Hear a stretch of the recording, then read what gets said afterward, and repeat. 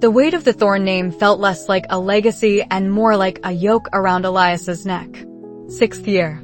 Another year of trying to measure up, another year of the hushed whispers and pitying glances that followed him like a persistent shadow. His family, once a respected pillar of wizarding society, was now little more than a fading echo, their vault at Gringotts leaner than a starved hippogriff. Elias, a half-blood in a line that prided itself on pure-blood ancestry, felt the brunt of that decline most acutely. He was a constant reminder of their supposed delusion, their fall from grace. He strode through the bustling corridors of Hogwarts, a knot of unease tightening in his stomach. The air vibrated with the usual cacophony of greetings, hurried footsteps, and the distant clatter of cutlery from the Great Hall, but Elias heard none of it. His gaze was fixed, not on the familiar faces of his peers, but on some distant, unattainable horizon. He craved power, not for its own sake, but as a balm for his wounded pride, a weapon against the insidious whispers of inadequacy. He wanted to be seen, not as the struggling Thorne, but as Elias Thorne, a force to be reckoned with. His magic, though raw and untamed, held a spark, a fierce potential that often manifested in impulsive, rather than controlled, bursts. He'd scorched a practice dummy's arm off during a particularly frustrating transfiguration lesson last year and accidentally turned Professor Flitwick's tea into a rather vibrant, if frothing, purple goo just last week. His talent was undeniable, yet it lacked the polish, the refined control of those who had grown up steeped in ancient spells and powerful family magic. He found himself drifting towards the defense against the dark arts classroom, a place that, ironically, had been a revolving door of professors for as long as he could remember. This year, however, felt different. The new professor, Sister Agnes, had been the subject of hushed, intrigued whispers ever since the initial faculty announcements. A nun at Hogwarts? It was unheard of. And yet, the very oddity of it drew Elias in. This could be his chance. A new canvas, untainted by past failures. He slipped into a seat near the back, a familiar comfort. Beside him, Maya Sharma was already engrossed in a thick, leather-bound tome, her dark hair falling over her shoulder as she scribbled notes with a self-inking quill. Maya, brilliant and observant, was his anchor, a muggle-born Ravenclaw whose sharp intellect often cut through his self-pitying fog. She was the one who reminded him that power wasn't everything, that knowledge and integrity held their own formidable strength. But today, Elias was deaf to such logic. Still trying to decipher ancient runes, Maya? Elias asked, trying to sound nonchalant, though his heart hammered with a desperate hope. Maya looked up, her warm brown eyes meeting his. A faint smile touched her lips. Trying to decipher the new ancient runes. Professor Vance gave me a rather cryptic hint about a forgotten dialect from the Carpathian Mountains. Apparently, it has something to do with elemental wards. She paused, sensing his underlying tension. Nervous about Sister Agnes? Elias shrugged, attempting indifference. Just curious. A nun teaching dark arts. It's unconventional, to say the least. Unconventional, Maya echoed, her brow furrowing slightly. Or perhaps, uniquely qualified. There are many paths to understanding the dark, Elias. Not all of them involve casting curses. He merely grunted. He wasn't interested in understanding the dark. He wanted to wield it. The classroom door swung open, and a hush fell over the chattering students. All eyes snapped to the doorway. Sister Agnes entered, and Elias felt an immediate, visceral jolt. She was not what he had expected. Her habit, a simple, dark gray, was stark against the rich crimson and gold tapestries of the classroom. But it was her presence, not her attire, that commanded attention.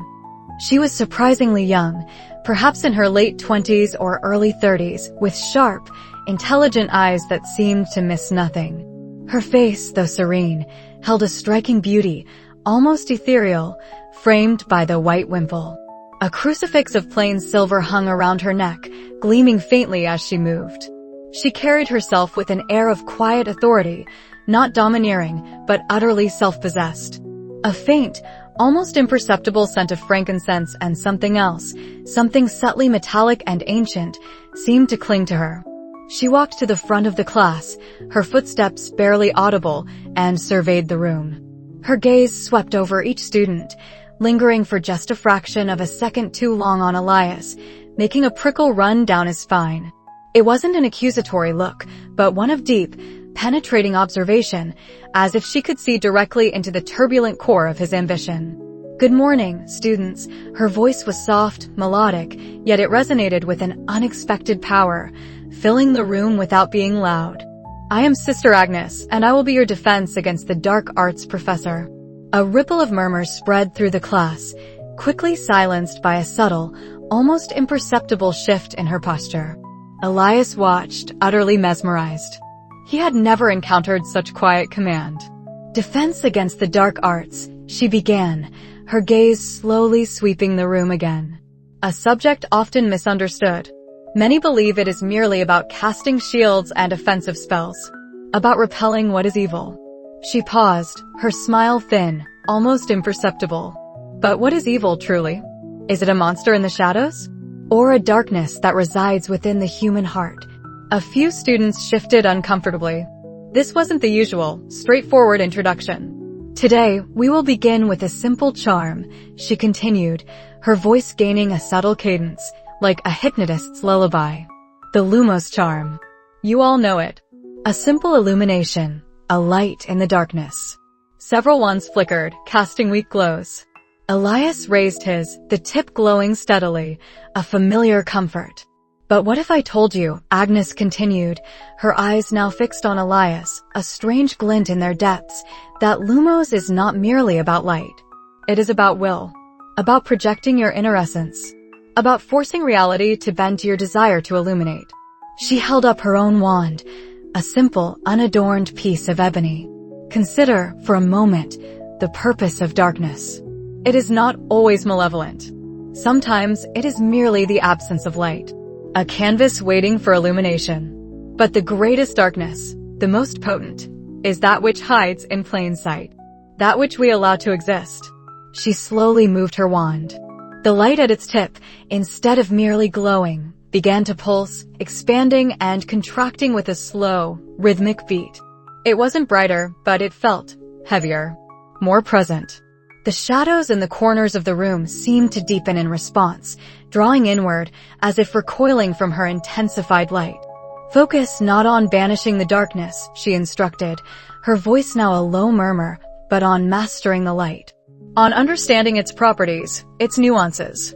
The stronger your inner conviction, the more potent your light will be, and the more profoundly it can affect the world around you. Elias felt a strange stirring within him. It wasn't just a spell, it was a philosophy. A way of thinking about magic that resonated deeply with his own yearning for control. He focused on his own Lumos, trying to emulate her. Instead of just casting the spell, he tried to will the light, to project his ambition into it. For a moment, his light flickered erratically, then steadied, throbbing faintly, a pale imitation of Agnes's, but undeniably different from his usual Lumos. A low hum seemed to emanate from his wand, almost inaudible. Agnes's eyes, still on him, widened almost imperceptibly. A fleeting, pleased smile touched her lips. "Now," she said, her voice dropping to a near whisper, "imagine that light not just illuminating, but revealing, peeling back layers, exposing what is hidden." She pointed her wand at a dusty, forgotten corner of the classroom, where a tapestry hung slightly askew, revealing a patch of damp, discolored stone. "Lumos Revelio." The light from her wand shot out, not in a beam, but in a swirling, almost hungry tendril. As it touched the discolored stone, the dampness seemed to recede, the grime flaked away, and for a fleeting instant, a faint, almost invisible symbol etched into the stone became visible. It was archaic, geometric, unsettlingly sharp. Then, as quickly as it appeared, it vanished, leaving behind only mundane stone once more. A gasp rippled through the class. Maya, beside Elias, made a small, choked sound. "The true power of light," Agnes said, withdrawing her wand, "is not merely to exist, but to conquer." Her eyes seemed to glow faintly for a moment. "To bend reality to your will. To enforce your truth. To overcome." Elias felt a thrill course through him, a jolt of pure, unadulterated potential. This was it. This was the power he craved. Not just simple spells, but a deeper, more profound control. Agnes wasn't just teaching them charms, she was teaching them a mindset, a philosophy that seemed to resonate with the wild, untamed magic within him. He felt seen, understood, in a way no professor ever had before. He glanced at Maya. Her face was pale, her brow furrowed in a deep frown. She was staring at the spot where the symbol had appeared, then back at Agnes, a look of profound unease in her eyes. "Did you see that, Elias?" she whispered, her voice tight. "That symbol, it looked almost arcane. Not typical Hogwarts warding." "It was incredible, Maya," Elias retorted, dismissively. "She made the light do something. Not just shine. It's exactly what I've been looking for." Maya shook her head slowly. "I don't know, Elias. There was something about it. Something cold. And that symbol, it felt ancient. And not in a good way." Elias barely heard her. His mind was racing, already trying to reinterpret every spell he knew through Agnes's lens. The feeling of the hum in his wand, the faint throbbing of his lumos, still lingered in his fingertips. It was as if a dormant part of his magic had just been awakened, a connection forged to something primal and potent. When the bell finally rang, dismissing them, the usual rush for the door was tempered by a strange, almost reverent quiet. Students exited, many deep in thought, some with a newfound glint in their eyes, much like Elias's own. Elias packed his bag, his movements almost automatic. He could feel Sister Agnes's gaze on him again, a warm, approving pressure on his back. He didn't turn to confirm it, but the knowledge solidified something within him. She saw his potential. She understood his ambition. He walked out, leaving Maya still lost in thought, a faint disquiet clinging to her. The world outside the classroom seemed sharper, more vibrant, yet also subtly menacing, as if the shadows themselves had gained a new kind of sentience. He clutched his wand tighter. Agnes's lesson echoed in his mind: to conquer, to bend reality to your will, to enforce your truth, to overcome. A thrill, dark and intoxicating, surged through him. He finally knew how he would restore his family's name, how he would quiet the gnawing doubts. Power. Absolute, undeniable power. And Sister Agnes, with her serene smile and unsettlingly intense eyes, was holding the key. He smiled, a slow, predatory curve of his lips. He was ready to learn, whatever the cost. But as he turned a corner, a shiver, cold and unbidden, traced its way down his spine. It felt less like excitement and more like a whispered promise from the void, a silent invitation to a darkness he hadn't yet truly understood. The following weeks blurred into an intoxicating haze for Elias.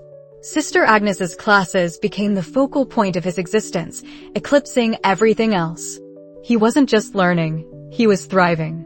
While some students found her methods unsettling, a select few, Elias among them, resonated with her unconventional approach. One crisp autumn afternoon, the Dada classroom felt strangely frigid despite the crackling fire in the hearth. Sister Agnes, her silhouette sharp against the window, gestured towards a shimmering, translucent orb floating at the front of the class. It pulsed with a faint, silvery light, almost like a trapped star. "Today, we delve deeper into the nature of fear," she began, her voice a soothing balm that somehow intensified the chill in the air. "Many believe fear is a weakness to be overcome. I contend it is a raw, primordial energy. An untamed river, yes, but a river nonetheless. The truly powerful learn to build dams, not to suppress the water, but to channel its force." Her gaze swept over the class, lingering on Elias for a fraction too long. He felt a surge of exhilarating recognition. "We will attempt to harness the echo of dread," Agnes continued, gesturing to the orb. "This artifact, ancient and potent, naturally resonates with residual fear. Your task is not to banish it, but to align with it, to touch its essence, and then, with unwavering will, direct its influence towards a protective ward. Think of it as confronting a boggart, but instead of laughing it away, you draw its power into yourself, momentarily becoming the fear, before reshaping it into resilience. A ripple of murmurs spread through the class. It sounded dangerously close to embracing dark magic. Elias, however, felt a thrill. This was precisely the kind of power he craved. Agnes called on several students. Amelia Bones, usually so precise, approached the orb with a hesitant hand. As she reached out, the orb flickered violently, and a faint, mournful whisper seemed to emanate from it. Amelia gasped, her face paling, and snatched her hand back, trembling. "Control your tremors, Amelia," Agnes chided gently, but her eyes held a spark Elias couldn't quite decipher. "Your fear feeds it. You must master it, not be mastered by it." Another student, a Hufflepuff named Finn, fared no better. He broke into a cold sweat, visibly recoiling as the orb's light intensified, reflecting his own dread. Then, Agnes looked at Elias. "Thorne, come forward." Elias strode to the front, his heart pounding with anticipation, not fear. He focused on Agnes's words, align, direct, reshape. He thought of his family's struggles, the whispers of their decline, the heavy burden of expectation. He felt a familiar knot of anxiety, of inadequacy, but instead of fighting it, he remembered Agnes's teaching. Channel it. He extended his hand, palm open, towards the shimmering orb. As his fingertips drew close, a wave of profound unease washed over him, a sudden, visceral memory of his deepest insecurity, a fear of failure so potent it made his stomach churn. The orb pulsed, responding, its light dimming, almost as if drawing something from him. But Elias didn't flinch. He let the wave crash over him, focused on the feeling, and then, with a fierce surge of will, he envisioned it as a raw, untamed current. He mentally grabbed hold of it, twisting it, forcing it into a new shape. A strong, shimmering shield appeared around him, flickering with the same dim light of the orb, but it felt robust, impenetrable. It was a shield forged from his own dread, purified by his will. A collective gasp echoed through the room. Agnes's lips curved into a subtle, almost imperceptible smile. "Excellent, Mr. Thorne," she purred, her eyes gleaming with an unnatural satisfaction. "A perfect example of internal alchemy. You did not merely resist the fear, you sanctified it, turning poison into antidote." Elias felt a flush of pride, hotter and more potent than any spell. This was it. This was the recognition he craved. He felt a tingle of raw power beneath his skin, a sensation both thrilling and slightly unsettling, like touching a live wire. He had touched the darkness, and it had yielded to him. Over the next few weeks, Elias found himself excelling in every data lesson. He mastered the Whisper Charm, a silent compulsion spell that Agnes insisted was merely for advanced communication, but which Elias couldn't shake the feeling could be used for far more insidious purposes.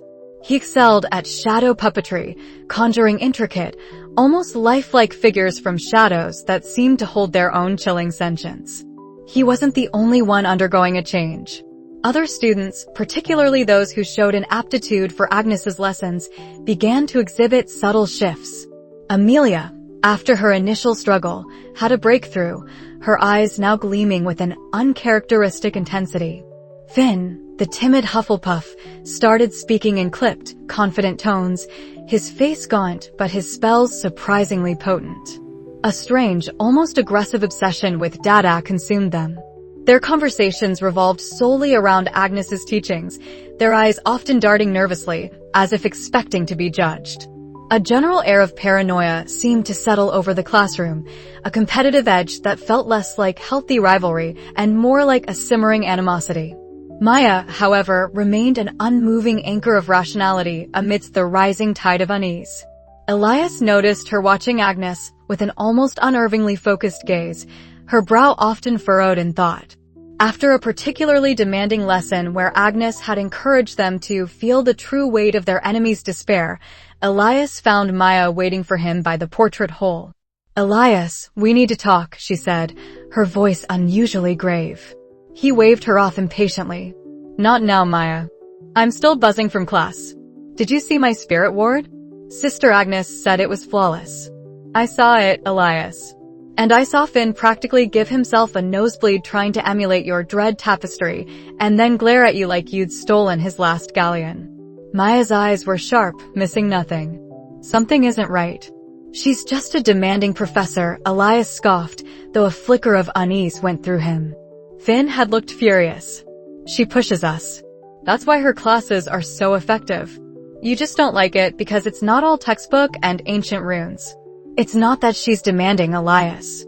It's the way she demands. The results she gets. Did you notice how Amelia's eyes flash sometimes, almost red? Or how she seems to know what you're thinking before you even cast a spell? Maya pressed on, her voice dropping to a conspiratorial whisper. And her lessons, they aren't about defense anymore. They're about dominion. About bending others to your will, not protecting yourself from theirs. Elias felt a prickle of irritation. He didn't want his triumph sullied by Maya's nagging suspicions. Maya, you're overthinking it. It's advanced magic. Of course it's going to feel different. This is what I've been waiting for.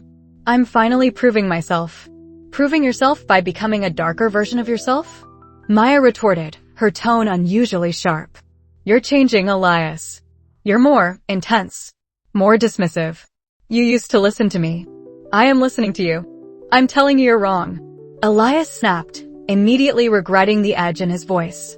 He felt a strange surge of defensiveness, almost an anger, that he knew wasn't entirely his own. It was a new, unsettling sensation. Maya's expression hardened. Fine. But I'm telling you, there are too many strange things happening around Sister Agnes.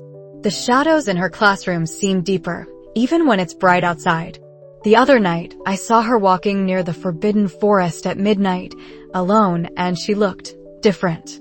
Her glamour, or whatever she uses, seemed to flicker for a second. Her eyes. Maya shivered. They weren't human. Elias laughed, a brittle, dismissive sound. Midnight strolls near the forest? Maya, you're letting your imagination run wild. She's probably meditating or something equally esoteric. And not human eyes? You've been reading too many sensationalist pamphlets. Have I? Maya challenged, stepping closer, her voice low and urgent. Then tell me, Elias, why did I see the dust motes in her classroom actually coalesce into tiny, fleeting shapes last week? Shapes that writhed and whispered right before they dissipated? And why do I hear faint, distorted voices just on the edge of hearing when she's speaking, like 100 unseen mouths murmuring her words in unison? Elias stared at her, a chill finally beginning to creep through his confidence. He hadn't noticed that. He had been so focused on Agnes, on his own success, that he'd filtered out anything that didn't fit his narrative. But Maya was brilliant, meticulous. She didn't invent things. You're seeing things, Maya, he said, but his voice lacked conviction. Am I?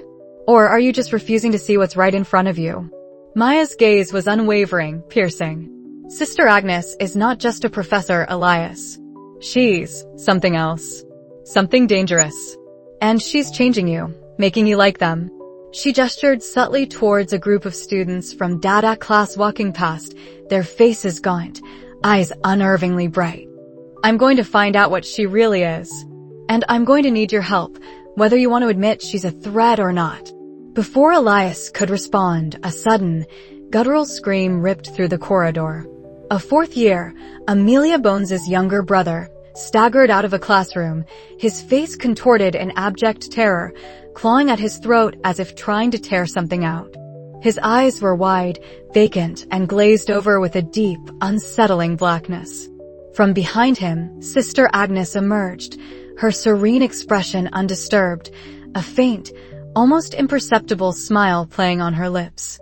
The screaming boy collapsed, twitching as the faint, distorted whispers Maya had described seemed to rise in volume, echoing faintly in Elias's own ears. He felt a sudden, profound cold, seeping not from the air, but from within him. Maya grabbed his arm, her grip tight, her own face pale. See, she whispered, her voice laced with fear, but also grim determination. Something is very wrong. The hum of magic in Elias's veins had become a constant, exhilarating thrum, a silent song only he seemed to hear.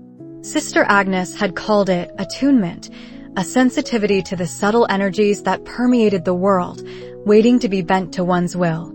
Since their last private session, where she had helped him bypass mental blocks he hadn't even known he possessed, his spells felt sharper, his focus unwavering. He could feel the latent power in ancient stones, the whisper of memories in forgotten tapestries, a secret language just beneath the surface of Hogwarts. His classmates noticed. Even the most prodigious students, like Cassandra from Slytherin, who had always seemed effortlessly brilliant, faltered next to Elias's newfound precision. Professor Vance had given him a rare nod of approval during Transfiguration, a silent acknowledgement that he was pushing boundaries. Yet, with this ascent came a subtle, almost imperceptible distance from his peers. Their laughter seemed a little further away, their concerns trivial. Maya, especially. "You've been different, Elias," Maya had said, her brow furrowed with concern during a potions class as he effortlessly stirred a particularly volatile brew. "More intense. It's like you're walking a tightrope and no one else can see the rope." He'd merely offered a tight, almost dismissive smile. "I'm finally understanding. Sister Agnes, she sees things others don't. She's unlocking potential." Maya had just shaken her head, her gaze lingering on him with an almost mournful quality. "Or she's locking something else away." Sister Agnes had cultivated this feeling of specialness, this isolation. Her words, laced with gentle praise and subtle suggestion, had wormed their way into Elias's mind, making him question the validity of Maya's worries, painting them as jealousy or a lack of understanding. He had started skipping their regular study sessions, citing extra practice with Agnes, or needing to delve deeper into a theoretical text she recommended. Each time, Maya's quiet disappointment was a dull ache he quickly suppressed, focusing instead on the intoxicating promise of power. One crisp autumn evening, after the last students had left the defense against the dark arts classroom, Agnes gestured for Elias to remain. The candles, instead of casting their usual warm glow, flickered with an odd, almost sickly green light, elongating her shadow against the stone walls. Her eyes, usually so serene, held a glint of something sharper, more ancient.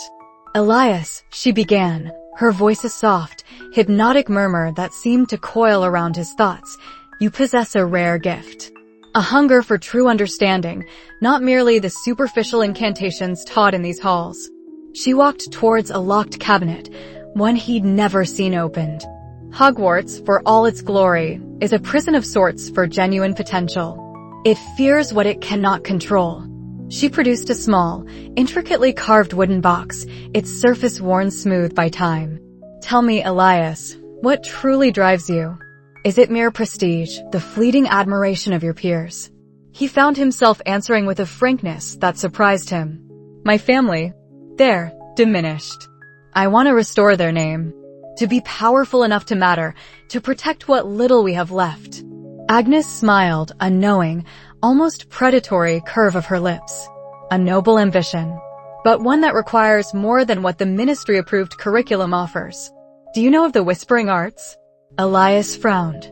"I've heard rumors. Old, forbidden magic. Dark, some say. Dark." Agnes scoffed, a dry, rustling sound like autumn leaves. "Darkness is merely misunderstood light, Elias. A force with infinite possibilities, if one has the courage to embrace its true nature. These arts predate the ministry, predated even the founders. They tap into the raw, primal energies of creation itself, the very fabric of existence. They grant control." She slowly opened the wooden box. Inside, resting on black velvet, was a single, ancient, obsidian shard, pulsing faintly with a deep violet light. It seemed to draw the very air out of the room. Elias felt an immediate, magnetic pull, a primal curiosity mingled with a thrilling apprehension. "This," Agnes continued, her voice now barely a whisper, "is a conduit. A fragment of a forgotten world. With proper training, with proper focus, it can amplify your intent beyond imagination. It can reveal truths hidden from those who only walk the path of light. It can protect your family, protect you from any threat." His heart pounded. The shard seemed to vibrate in sympathy with his own desperate ambition. He reached out, his fingers tingling with anticipation. What must I do? Trust, Agnes said, her hand gently covering his, preventing him from touching the obsidian. Her touch was cold, like marble, yet surprisingly firm. Trust in your instinct. Trust in me. Others will doubt. They will warn you. But they only see shadows where I see destiny. Tonight, go. Rest. Tomorrow, we begin your true education. And bring that sense of belonging you feel for your friends. We will refine it. Elias left the classroom in a daze. The violet light of the obsidian shard burned into his mind's eye. The corridor seemed darker, the portrait's eyes following him with silent disapproval. He felt a profound sense of purpose, of being on the cusp of something monumental. And yet a tiny, nagging voice, Maya's voice, whispered in the back of his mind, "What are you losing in return?" He pushed it down, focusing on the thrill, the promise. Maya's days had become a blur of worry and frantic research. Elias's increasing aloofness, the strange hushed conversations among students, and the unsettling shift in Sister Agnes's demeanor, a certain intensity in her eyes, a fleeting coldness in her smile, all screamed danger to her analytical mind. She'd tried to talk to Professor Vance, but the Transfiguration professor, though attentive, had simply advised caution and observation, hinting at her own quiet suspicions. Armed with her Ravenclaw intuition and a growing sense of dread, Maya had begun to meticulously cross-reference everything she could find about Sister Agnes and her unusual teaching methods. The school library, usually a sanctuary, felt like a labyrinth of secrets. Normal texts offered nothing. Agnes's history before Hogwarts was a blank slate, curiously lacking in the official ministry records. There has to be something, Maya muttered to herself, her fingers flying over the ancient parchment of a forgotten tome in the restricted section. She'd managed to secure temporary access through a clever appeal to Professor Vance, claiming she was researching historical instances of obscure dark magic for a debate, subtly hinting at the underlying concern without directly accusing Agnes. She'd started with keywords: spiritual attunement, mind-altering enchantments, corruption of intent, subtle influence. Most led to dead ends or vague philosophical treatises. But then, buried deep within a compendium of ancient magical cults and their practices, she found it. A small, unassuming chapter, titled The Serpent's Kiss, a treatise on the cult of Valak. Maya's breath hitched.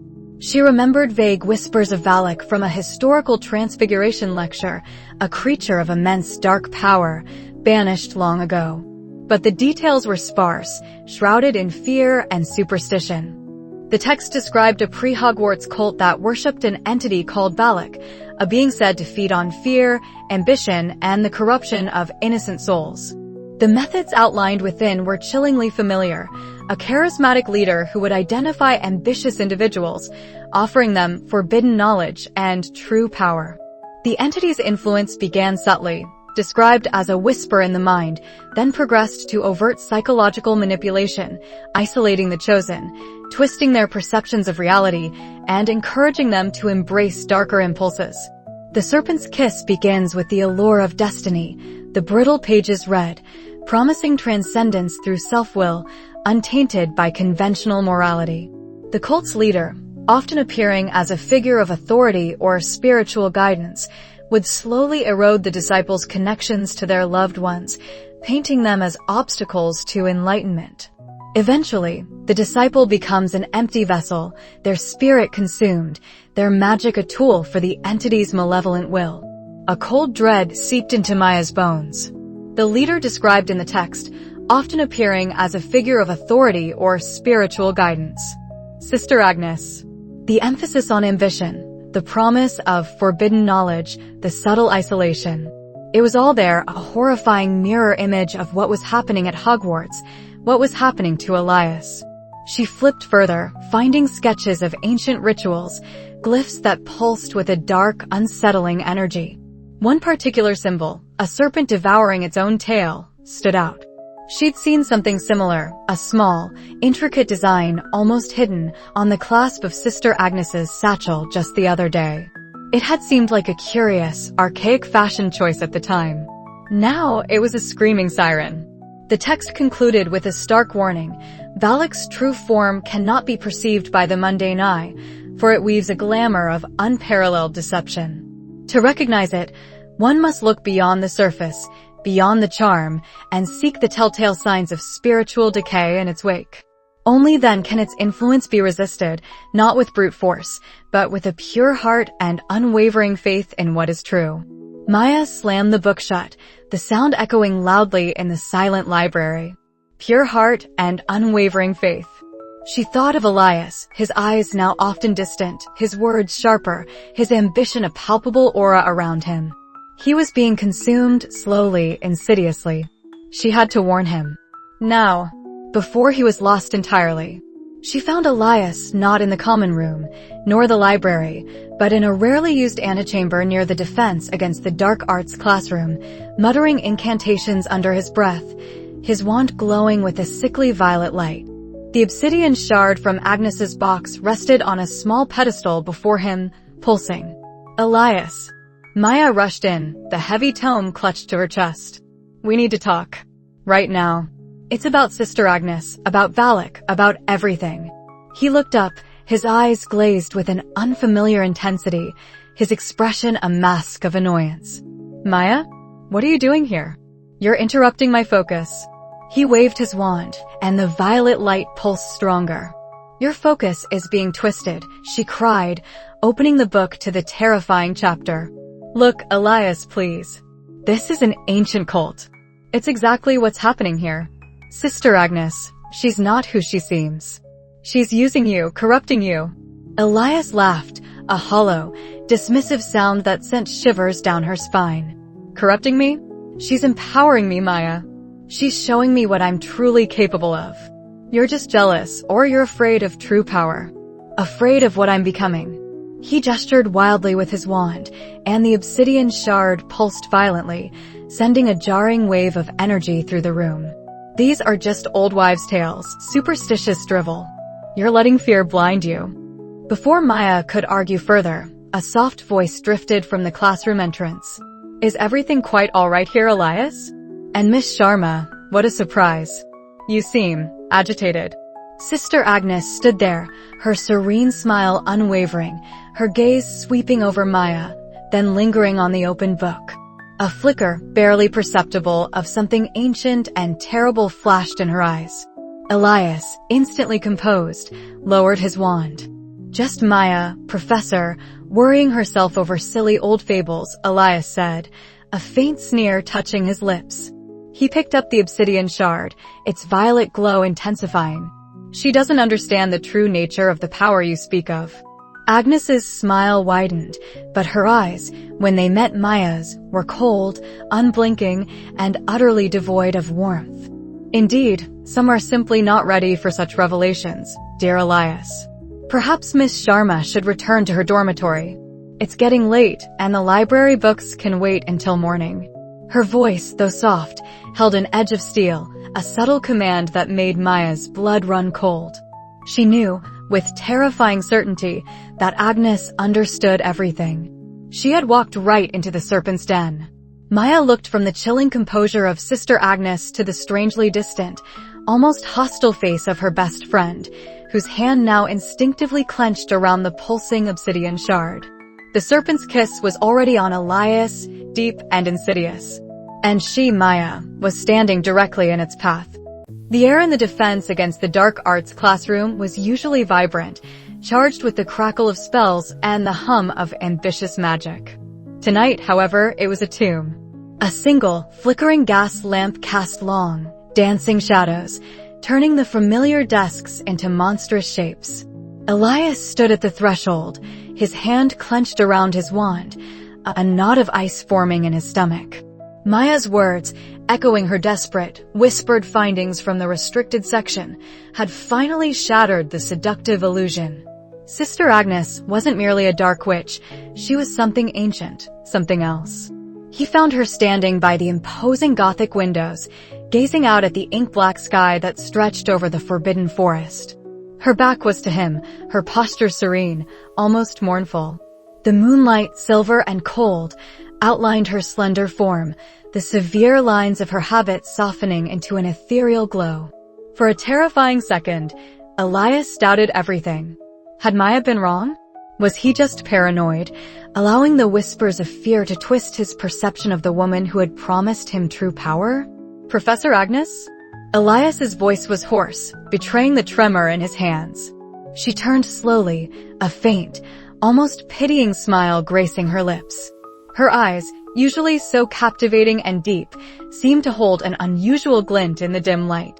Elias, I expected you. The weight of knowledge, especially forbidden knowledge, is a heavy burden, isn't it? His blood ran cold. She knew. She knew he had been poking into her past, delving into the histories of forgotten cults and obscure entities. This wasn't surprise in her gaze, but a preemptive amusement. Maya, she found things. Elias started, trying to sound firm, but his voice wavered. Tales of a spirit, an entity that feeds on ambition and fear. A demon, Valak, tied to ancient rituals in these very lands. Sister Agnes's smile widened, a subtle shift that made his skin crawl. It was too wide, too knowing. Valak, you say? A mere superstition, a bogeyman from children's tales. Are you truly going to let such fables distract you from the glory of your potential, Elias? From the power I've shown you. The power that twists minds, Professor? That makes students lash out in rage, their eyes clouded with dark intent. Elias took a step closer, his wand rising slightly. The power that whispers insidious promises and leaves a trail of unease and fear. The air in the room grew heavy, oppressive. The gas lamp flickered wildly, the shadows now seeming to pulse with a malevolent life of their own. Sister Agnes's expression hardened, the last vestiges of her gentle charm dissolving. Her eyes, fixed on him, seemed to deepen, the pupils elongating into vertical slits. A shiver, colder than any winter chill, snaked down Elias's spine. You dabble in foolishness, boy. Her voice was no longer soft, but a low, resonant rumble that seemed to vibrate through the very stones of the castle. You had a choice. Embrace the truth of your strength, or cling to the pathetic lies of your mundane world. You're not Sister Agnes, Elias stated, the words forcing their way past the terror gripping his throat. You're it. Valak. A guttural chuckle echoed, filling the room with a sound that felt like scraping metal on bone. The glamour, that potent veil of deception, began to fray. It wasn't a sudden transformation, but a slow, horrifying unraveling. Her skin seemed to shimmer, stretching and pulling, revealing patches of something dark and scaly beneath. The severe lines of her habit rippled, as if the fabric itself was trying to escape the being it covered, revealing glimpses of elongated, skeletal limbs. Her face, once so captivating, began to distort. Her jaw unhinged, widening beyond human capacity, revealing rows of needle-sharp teeth that glinted in the dying light. Her nose flattened, receding into her skull, and where her eyes had been, two abyssal pools of obsidian blackness swirled, reflecting not light, but a void. A faint, cloying scent of sulfur and decay filled the air, thick and nauseating. The human facade peeled away like dry parchment, revealing a creature of nightmare, tall, impossibly thin, with long, grasping talons replacing delicate fingers and an aura of ancient, malevolent power that made Elias's knees tremble. This was not a being of flesh and blood, but of shadow and pure, concentrated dread. Foolish child, the demon hissed, its voice a chorus of whispers and roars, a cacophony of lost souls. You thought to defy me? You thought a mere half-blood wizard could unravel eons of deception. Elias, despite the paralyzing fear, raised his wand. I won't let you corrupt Hogwarts. I won't let you hurt anyone else. Valak tilted its monstrous head, a gesture of mocking curiosity. Hurt them? No, little wizard. I enlighten them. I free them from the shackles of pathetic morality. Look around you, Elias. You are not alone in your journey towards true power. From the shadows that clung to the corners of the classroom, figures began to emerge. Not shadows, Elias realized with a gut-wrenching horror, but students. Faces he recognized, Graham, A Gryffindor, he often studied with Penelope, a quiet Hufflepuff, even a few Ravenclaws and Slytherins he'd seen in the halls. Their eyes, however, were not their own. They were glazed over, dull, yet burning with an unnatural, cold fire, eerily similar to Valak's own. Their movements were jerky, unnatural, like puppets on invisible strings. They carried wands, but the magic that crackled around them was sickly green, tendrils of corruption coiling from their tips. They crave what you crave, Elias, Valak purred, its voice echoing from all corners of the room. Recognition. Strength. To never feel weak again. They just chose to embrace it fully. A pity waiver. Graham, his face contorted into a snarl Elias had never seen, lunged forward, not with a spell, but with a raw, almost bestial roar. Elias instinctively reacted, a shield charm bursting from his wand. But it wasn't just Graham. Penelope sent a surge of dark energy towards him, the spell writhing like a venomous snake. Elias dodged, his heart hammering against his ribs. He couldn't fight them, not really. These were his classmates, his friends, albeit twisted into grotesque caricatures of themselves. He couldn't bring himself to harm them.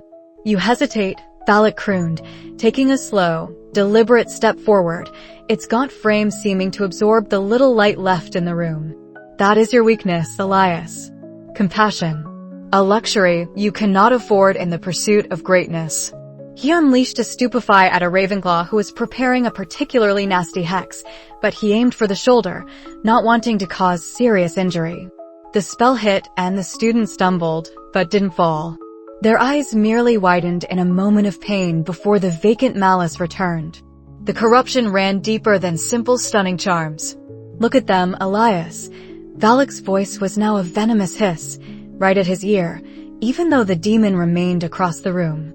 They're stronger now, unbound by the limitations of their petty conscience. They will not hesitate to end you, should I command it. A wave of despair washed over Elias. He was outnumbered, outmatched, and emotionally compromised. Corrupted students surrounded him, their wands now glowing with various malevolent hues. He could see the anger, the fear, the insecurity that Valak had fed upon, now twisted into weapons. He could see his own reflection in their vacant eyes, the Elias who craved power, who longed for acceptance, who feared failure. You are just like them, Elias, Valak whispered, its voice a siren song attempting to lure him into its abyss. You understand their desires. You share their hunger. Join us. Let go of your attachments. Let go of your fear. Embrace the true power that awaits you, free from the shackles of doubt and weakness. You are so close, Elias. Just say the word. Embrace the corruption, and let me sanctify you. The corrupted students closed in, their twisted spells sparking around him, a suffocating ring of dark magic. Elias stood his ground, wand shaking, his mind reeling from the psychological onslaught. He could feel Valak's presence pressing in, a crushing weight on his very soul, demanding surrender. He was utterly alone, facing an ancient evil and its twisted puppets, his own ambition a poisoned weapon turned against him. The darkness beckoned, promising relief, promising ultimate power. But through the fear, a sliver of defiance ignited, a memory of Maya's unwavering loyalty, Professor Vance's stern but guiding presence. He clenched his jaw. He might be broken, but he wouldn't break. Not yet. The air in the forgotten chamber crackled with a malevolent energy that was as palpable as a physical blow. Elias, his wand gripped so tightly his knuckles ached, stared into the swirling vortex of shadows and malice where Sister Agnes had stood moments before. The glamour was gone. Vanished. What remained was a writhing, formless horror, a coalescing nightmare that stretched and pulsed, its presence a cold scream in his mind. It had no true body, no discernible limbs or face, yet Elias felt its gaze, 1,000 searing points of hatred, focused solely on him. A voice, ancient and echoing, devoid of any human warmth, reverberated not in his ears, but directly in his soul. You thought to defy me, little Magdalene? You thought your pathetic ambition was your own. A wave of pure terror washed over Elias, threatening to buckle his knees. It wasn't just fear of the creature, it was a profound, existential dread that whispered of his insignificance, his ultimate failure. He saw his family name, once proud, crumbling to dust. He saw himself, a clumsy half-blood, always second best, never truly worthy. Valak was stripping away his defenses, exposing every raw nerve, every insecurity he had ever harbored. From the periphery, the corrupted students stirred. Their eyes glowed with an eerie, phosphorescent green, their faces slack and devoid of personal will.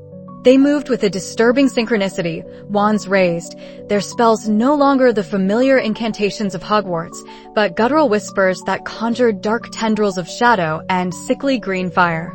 Crucio, one of them hissed, a fifth-year Hufflepuff known for her kindness. A bolt of pure agony shot towards Elias. He barely managed to protego, the shield shimmering precariously under the assault. This wasn't just physical combat, it was a spiritual siege. Elias, don't listen to it. Maya's voice, sharp and clear, cut through the oppressive psychic din. She burst through a crumbling archway, Professor Vance right behind her, wands already blazing. Stupefy. Vance roared, a powerful crimson bolt striking one of the corrupted students, sending them sprawling, but not truly unconscious. They're not themselves. Aim to incapacitate, not harm. Maya, her face etched with grim determination, moved with a surprising agility. It feeds on fear and despair, Elias. Its true name, Valak, draws power from spiritual weakness. Valak's shadowy form writhed, its attention momentarily divided by the newcomers. More gnats? This will only make their souls sweeter. Valak's power is in its glamour and its hold over the weak-willed, Vance shouted, deflecting a barrage of dark curses with a shimmering, multi-layered shield. We need to sever its connections, disrupt its anchor here. The chamber became a maelstrom of light and shadow, sound and raw magic. Corrupted students, their numbers growing, pressed their attack. Vance, a formidable aura even in retirement, was a whirlwind of defensive and incapacitating spells, her movements precise and economical. Maya, nimble and quick-wielding her knowledge, targeted specific pressure points, casting diagnostic charms that flickered against the students' corrupted auras, trying to find a way to break Valak's hold without causing lasting damage. Elias, though, was still battling the demon's direct assault. Valak's formless tendrils of darkness reached for him, not to physically touch, but to drown him in waves of despair. You are nothing, Elias Thorne. A half-blood stain on a dying name. Your ambition is a pitiful joke. Give in. Embrace the power I offer, and you will be everything you desire. He saw it, a fleeting vision of himself, standing tall, acclaimed, revered. A flash of Sister Agnes's alluring smile, promising limitless power. For a terrifying moment, the temptation was overwhelming. He could end this, claim the darkness, and rise above his insecurities.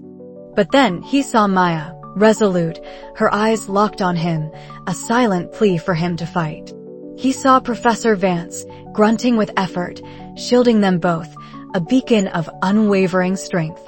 And he remembered his true goal, not the selfish ambition Valak had twisted, but the desperate need to protect his friends, to save Hogwarts from this insidious corruption. A defiant spark ignited within him, fanned by the loyalty of his friends. No, he wouldn't be broken. He wouldn't surrender. He wouldn't let Valak win. You're wrong. Elias roared, his voice cracking but infused with a newfound resolve. My ambition, it might have been flawed, but my strength, it comes from them. He pointed his wand, not at Valak's shifting form, but upwards, towards the crumbling ceiling. The spirit Elias. Maya yelled, understanding dawning in her eyes.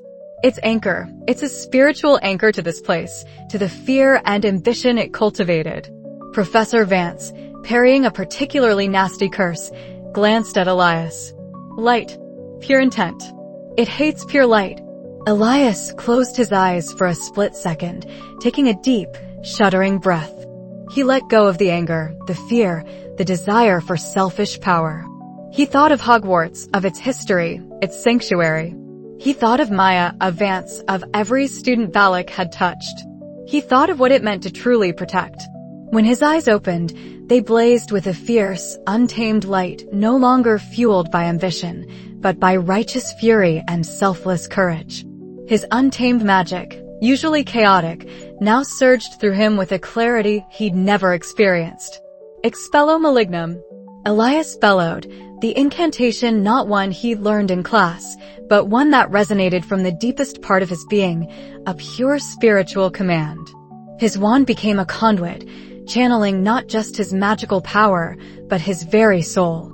A brilliant, searing white light erupted from his wand, not a spell of physical force, but of pure spiritual expulsion. It wasn't a destructive beam, but an cleansing wave, radiating outward. As it crashed into Valak's form, the demon shrieked, a sound that tore at the fabric of reality, not just the ears. Valak convulsed, its shadowy mass twisting and coiling, struggling against the purity of Elias's magic. The light, hot and relentless, seemed to burn away its corruption, causing fissures to appear in its formless body. Maya, seeing Elias's power, joined him.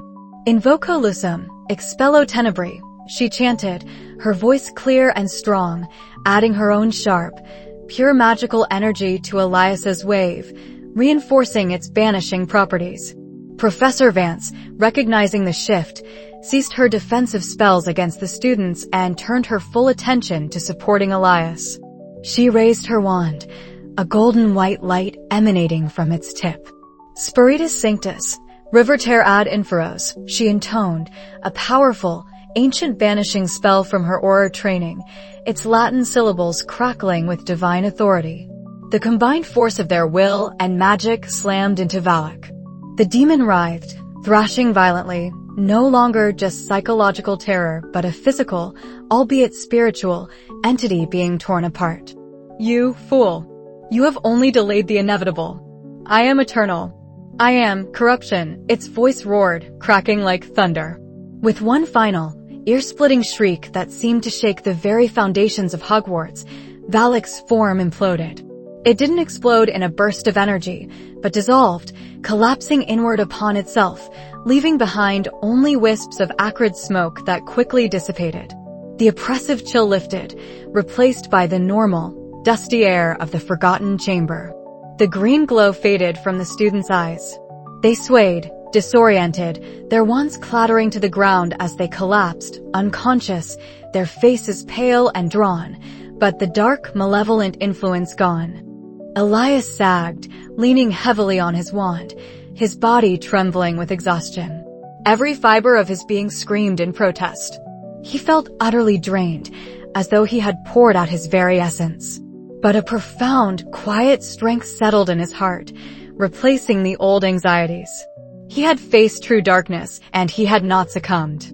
Maya rushed to his side, her hand gently touching his arm. Elias, you did it. You banished it. Her voice was hoarse with relief and admiration. Professor Vance, though also weary, stood tall, surveying the scene with a critical eye. It is banished for now, not destroyed. Valak is ancient. Its influence will linger, its seeds planted. She looked at Elias, her stern expression softening into one of respect. You showed immense courage, Thorne. True strength is not in the power you take, but in the light you give. Elias looked at the unconscious students, then at the lingering smoke. The threat was gone, for now. Hogwarts was safe. But he was forever changed. The allure of power had almost consumed him, but resisting it had forged him anew. He felt a maturity, a weight of responsibility he hadn't known before. He had saved Hogwarts, but the price was etched deep within him. He had stared into the abyss, and a part of the abyss had stared back, leaving a permanent mark on his soul. He was stronger, yes, but also haunted, knowing what truly lurked beneath the surface of the world, and how easily even the purest intentions could be twisted. Professor Vance stepped forward, her gaze sweeping over the scene. We have much to do. These students need care, and this chamber, it needs to be sealed. And we must ensure no one ever learns the full truth of what transpired here. She paused, her eyes glinting with a hidden concern. But Valak is patient, Elias. And corruption often returns to where it once found fertile ground. Elias shivered, Not from the cold, but from the chilling truth in her words. Valak might be gone, but the darkness it represented, and the darkness within ambitious hearts, was always waiting. And he, more than anyone, now knew just how close it truly was. He had won this battle, but a new, silent war had just begun within himself, a war he would fight for the rest of his life, to keep the sanctified corruption from taking root again.